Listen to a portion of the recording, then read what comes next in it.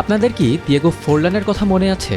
2010 FIFA বিশ্বকাপে উরুগুয়েকে যিনি সেমিফাইনালে তুলে জিতে নিয়েছিলেন আসর সেরা খেলোয়াড়ের খেতাব গোল্ডেন বল। 45 বছর বয়সী সেই ফোরলানই এবার নাম লেখালেন পেশাদার টেনিস টুর্নামেন্টে।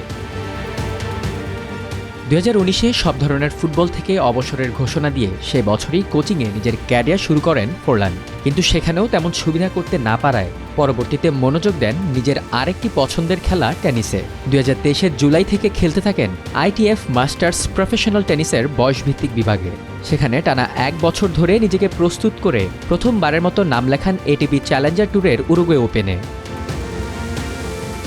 তবে উরুগুয়ে ওপেনের সিঙ্গেলসে নয়, ডাবলসে খেলেন ফোরলান। 13 নভেম্বর মন্টিভিডিওর কারাসকোলন টেনিস সেন্টারের কোর্টে এদিন ফোরলানকে করতালি দিয়ে বরণ করে নেয় ভক্তরা। এরপর আর্জেন্টিনার ফেদেরিকো কোরিয়াকে সঙ্গে নিয়ে নামেন শেষ 16 ম্যাচে। কিন্তু বলিভিয়ান জুটি বরিস আরিয়াস ও ফেদেরিকো জেভায়েসের কাছে 6-1, 6-2 গেমে হেরে উরুগুয়ে ওপেন থেকে বিদায় নেন ফোরলান ও কোরিয়া।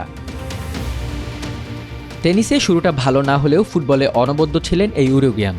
2002-এ ইংলিশ ক্লাব ম্যানচেস্টার ইউনাইটেডে যোগ দিয়ে যেতেন প্রিমিয়ার লিগ। এরপর 2009-10-এ স্প্যানিশ ক্লাব অ্যাটলেটিকো মাদ্রিদের হয়ে যেতেন উয়েফা ইউরো লিগ ও সুপার কাপ। শুধু ক্লাব ফুটবলই নয়, জাতীয় দলকেও অনেক কিছু দিয়েছেন ফোরলান। 1995-এর পর 2011-তে প্রথমবারের মতো উরুগুয়েকে কোপা আমেরিকা জেতান এই ফরওয়ার্ড।